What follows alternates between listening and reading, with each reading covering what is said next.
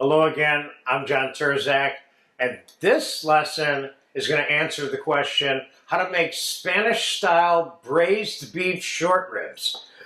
God only knows there's hundreds of ways to make short ribs. This is one of them, but the process that I'm going to take you through is meaning the browning, the liquid, the cooking in the oven. It's kind of the same for almost all the braised short rib recipes I know of. So what I have here in front of me is one piece, which is a typical size that you could probably get in a supermarket, okay? And let's just talk about that short rib for a second now. People want to know, well, where does this come from? So if I were to continue the ribs this way, eventually I have a prime rib up here. So the prime rib, or rib eye, if you will, of the animal is, the bone is cut off for the ribeye, and the ribeye is taken off with that bone this way, and this is what's left right here.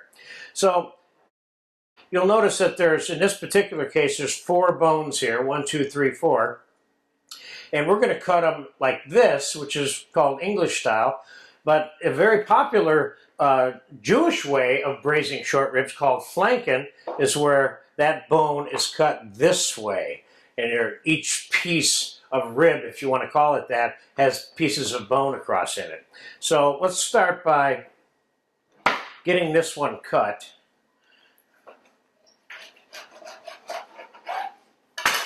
Now that's got some good looking meat on it there too.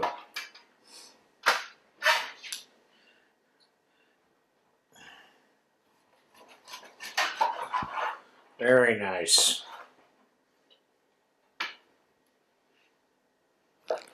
So we have 4 nice giant short ribs here. Look at all the meat on that.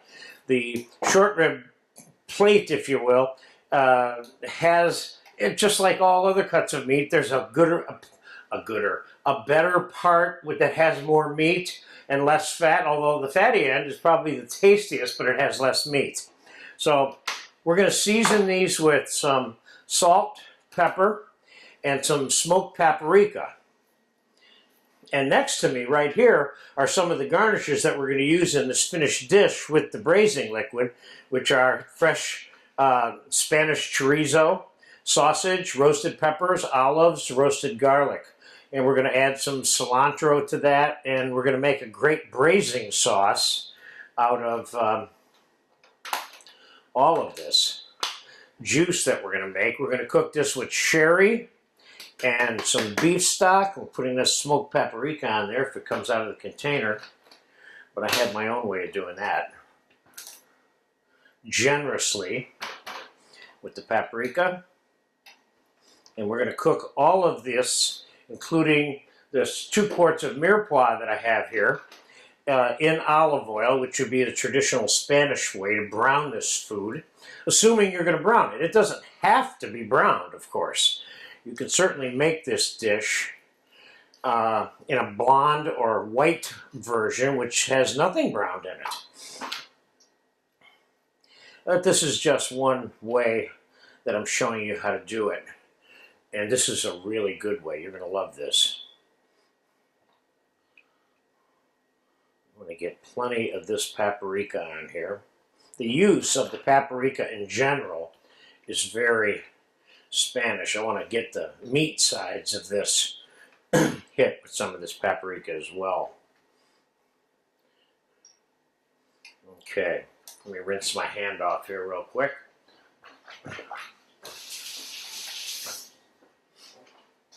Okay, I have 2 quarts of large cut mirepoix here, and we're going to brown that in this pan, which I have back here, which is hot, in olive oil. We're going to fast forward part of this lesson for the browning of the veg.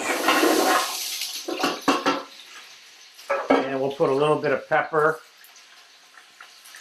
Could I put all kinds of herbs on here? I could, but I don't really need to in this particular case. I'm going to have so many dynamic flavors going on, and then we're going to brown the short ribs back here in some more olive oil. Let's get those in the pan, browning. Oh yeah.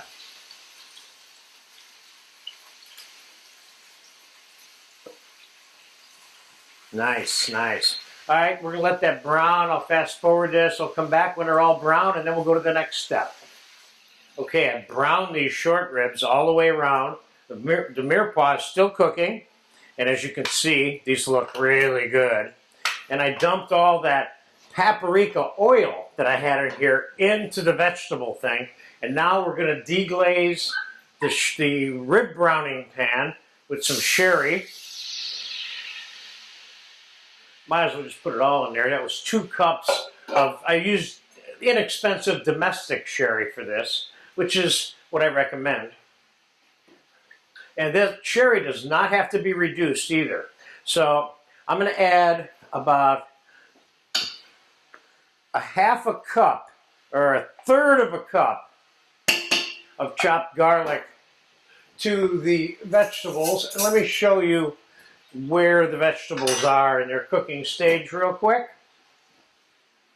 They're semi-browned, and they're at a far enough state to get them in the oven. Now, let's take about one of these little 6-ounce cans of tomato paste. Mix this in there because ultimately we're kind of making a brown demi sauce that's going to be flavored with the sherry. Now we may add more sherry later, but for right now let's get the tomato mixed in there. Now I'm going to dump this sherry in here. And we're going to place the ribs right on top of the mirepoix.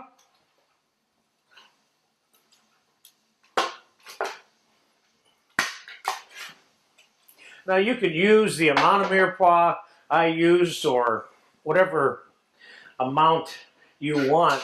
You could make this without the mirepoix. And just want to show you what I got. Now I've got a quart of brown beef stock here. I'm going to add that to this. Now keep in mind, these are going to be cooking for probably in total close to 3 hours and maybe even more. Anywhere between 2 and 3 hours. I'm going to cook this in a 325 oven, and let's get it in the oven now, I think. And then one of the things I'm going to do about 2/3 of the way, it's in a nice 325 degree oven now, about 2/3 of the way through the braising process, I'm going to take the lid off and kind of braise it so the juice has a little more, can reduce a little more, the ribs can brown a little more, and the juice that's been cultivated in there. I'm going to baste and move the ribs around a couple of times over the course of the time that they're being cooked. And I'll bring you back when the ribs are very close to being done or when I take the lid off. And so I'll see you in about 2 hours. Short ribs have been braising up 2 hours. And I rotated them twice to make sure some of the meat was submerged and not submerged and so on. And now we're going to take a look at them. And we're going to put them back in the oven without a lid. And at that point, we're going to be watching them a little bit more closely because we don't want any too browned short ribs. So you'll see all that fat on there. There's a lot of fat there, but the short ribs look nice. Notice how they've been shrinking. That's normal. This one, bone, shrunk right off the bone already. Where's the bone of that one? No, that's not it. It's in here somewhere. There's a bone. See, look at this one here, too. Okay, so I'm just going to rotate them around a little bit. And I'm going to pop them back in the oven without the lid. Now, you'll see all that amount of fat that's on there. Ultimately, we're going to remove all that fat with a ladle when these are all done. So let's put it back in the oven. And let's brown them a little bit while they finish off in there. They probably have another hour. Now you have to watch them a little more closely because they have no lid in terms of rotating them around and so on. So I'll see you in about an hour, and I'm going to rotate them throughout that time. Okay, the short ribs have been braising for a total of a little bit more than 4 hours, 90 minutes of which it was left uncovered. I put a lid back on to shut it off because I had something to do, but it's still hot. Let's get it out of the oven now. And we're going to go through the process of straining the sauce and sorting through the veg and defatting the sauce. But let's take a look at what we got in the pan right now. As you can see, there's a lot of fat in there that I'm going to need to get out of there. Let's get the short ribs out first.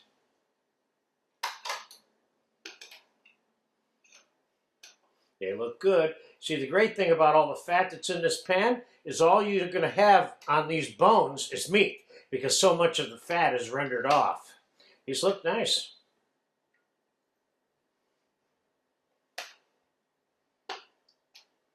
This one, bone fell off. I added about a quart of water over the course of the time that this was cooking.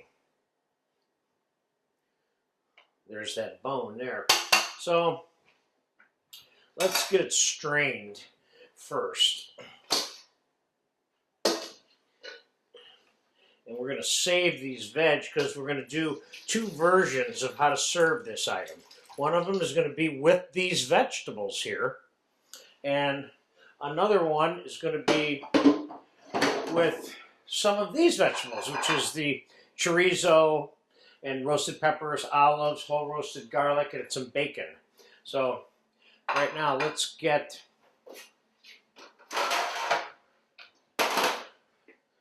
these vegetables and this juice. We're going to pour this juice into that 1 quart container, and you're going to see how much fat is on the top of it. And we're going to remove it by putting it in the tall cylinder so the fat all comes to the top easy. Okay, so that is all good veg for the provincial country style version. And now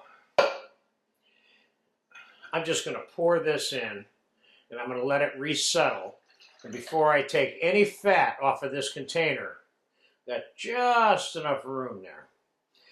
So we're going to fast forward here. I'm going to let that settle so you can see how much fat it was and how I got it off. So I'll be back in 15 or 20 minutes and let that settle a little bit first.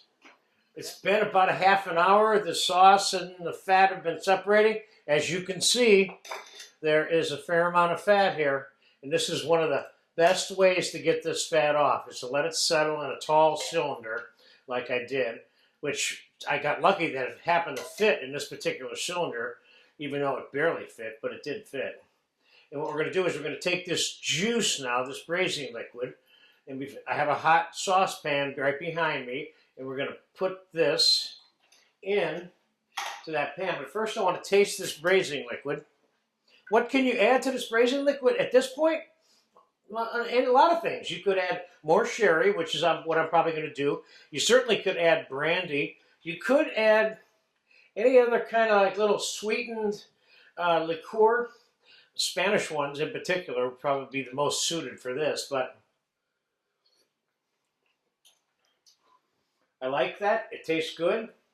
And what I'm going to do is I'm going to add another cup, or 3/4 of a cup of sherry. And then we are going to get this into the hot saucepan.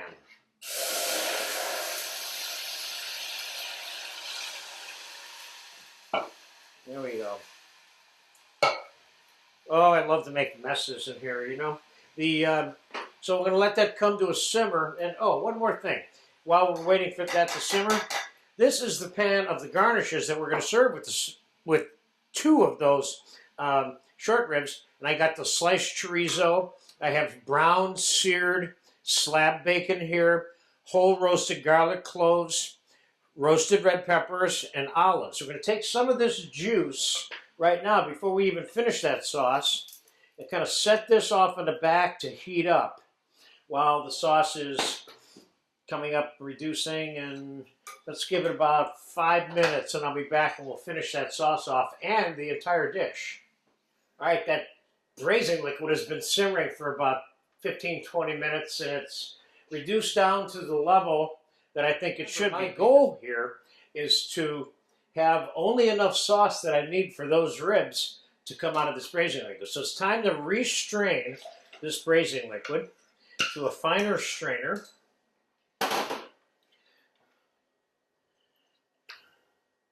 Now, I'm not one for thick sauces, but we'll take a look at this one real quick first. Then we're going to cut those ribs up, and we're going to put them on a couple of plates over here.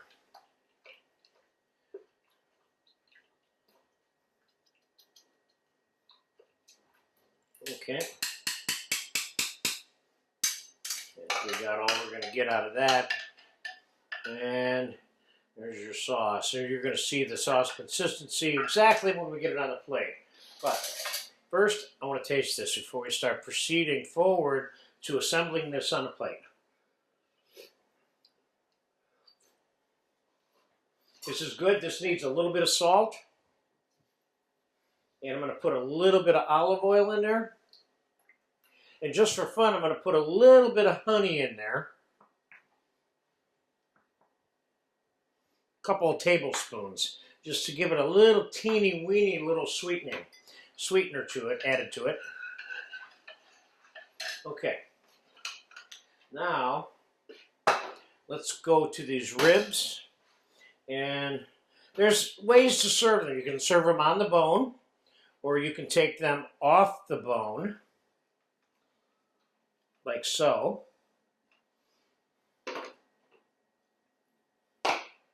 Now, one would ask, what about all that grizzle? Some people like that. It's people that eat brisket. This one's got too big of a piece of fat here. I'm going to take that off. But we don't want to serve large chunks of fat, of course.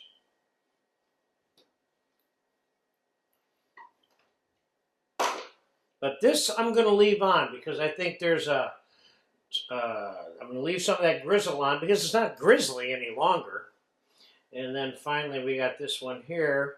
Got a little bit of fat on the top of there. So now, what I would normally do besides serving it whole, which is an option that you can exercise, is that you can slice this up like so.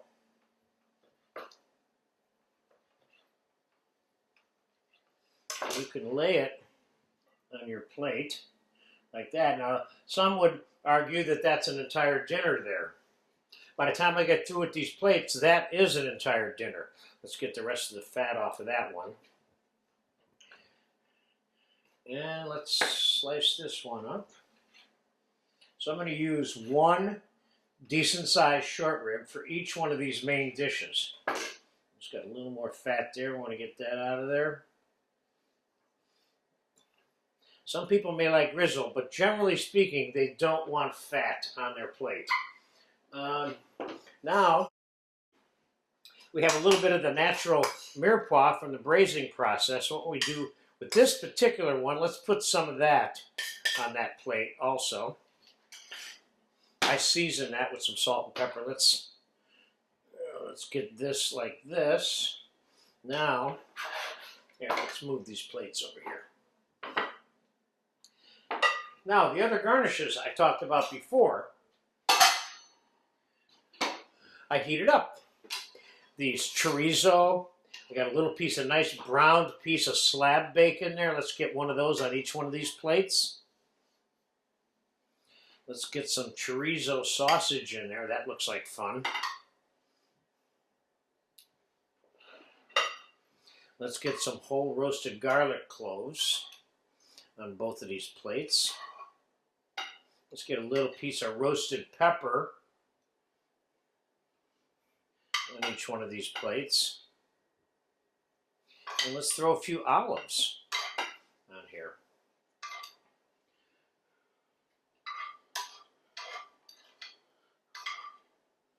Now, if I never reduced the braising liquid and all I wanted to do was add the juice, I could have just taken the fat off, seasoned the juice, and just served this with the juice. It doesn't have to be served in sauce. I could have taken that broth and not reduced it and put it in a soup bowl and sliced this up and set it in it, and that'd be another way of eating it. As I mentioned to begin with, there's dozens of ways to cook and serve short ribs. So now we've got our sauce here. Our sherry sauce is what this really comes down to. Oh yeah. I kind of like this one a little bit better, maybe with some rice.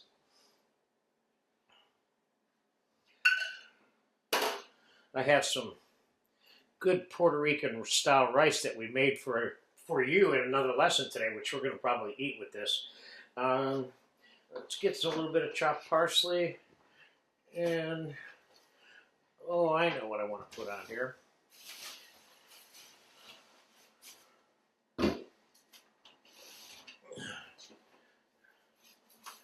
Chopped cilantro will also work very well on this, but let's go a little parsley, so we got a little bit of color there, and a little more olive oil so you can see it on the entire plate now.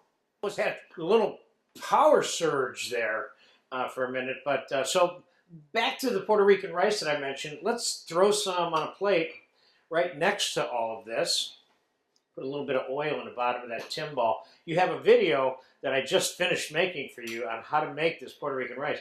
This isn't part of the Spanish thing, but it's kind of Spanish. So serving this with a little bit of rice wouldn't be the end of the world. And then, of course, as I mentioned, chopped cilantro, which I have also, is ideal for this dish. Very Spanish. Why is this so Spanish? Sherry, chorizo sausage, olives, roasted peppers, olive oil, garlic, bacon. This is good. So there you have it. Braised short ribs, Spanish style.